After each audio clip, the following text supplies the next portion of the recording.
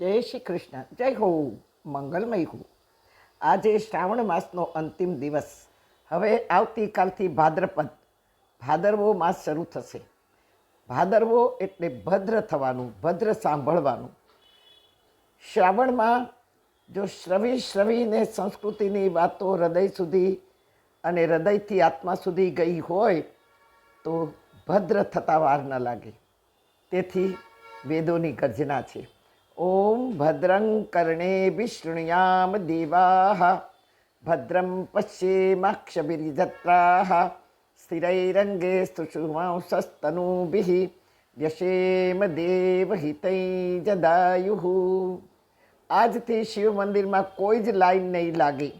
ભક્તોની ભીડમાં ધક્કામુક્કી નહીં થાય. શિવલિંગ પર માત્ર જલાધારી ટપકતી હશે. એની મેળે જ હવે કાલથી મોટા મોટા મંડપો બાંધવાના શરૂ થઈ ગયા છે. ગલીએ ગલીમાં શોર બકોર, નો એન્ટ્રી ગણેશોત્સવની જોરદાર તૈયારીઓથી ભારત ધમધમી ઉઠશે. મોડી રાત સુધી, તારીખ 3 થી 13 સુધી 10 દિવસ ગણપતિ દાદા આપણે ત્યાં રહેશે.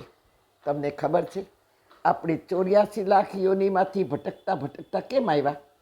વહેલા કેમ નહીં આવ્યા? તો આ બધી જ યોની માનવની નહોતી.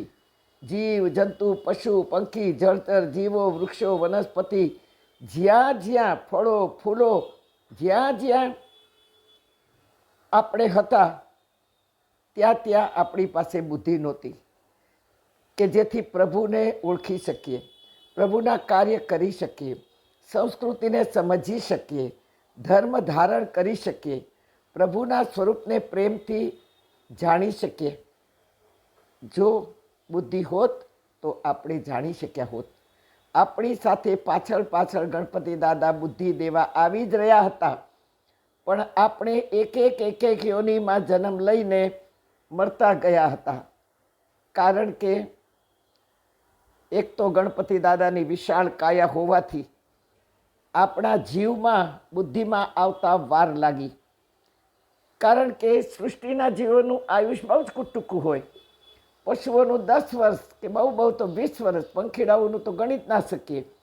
ફક્ત 10 વર્ષમાં જ પશુ પંખીડાઓ બધા પતી જાય અને બીજા જન્મતા જાય.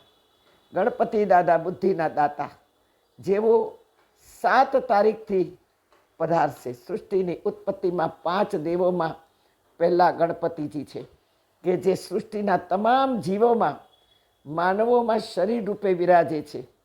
જુઓ, આ બધાની માટી જ ગણાય. માટીનો દેવ છે ગણપતિ. ખૂબ જ પ્રભાવી છે, ખૂબ જ વિચક્ષણ છે, માર્ગદર્શન દેવાવાળી આ દેવ છે.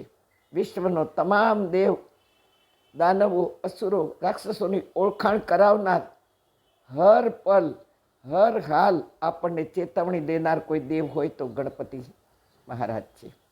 વળી યશ દેનાર છે.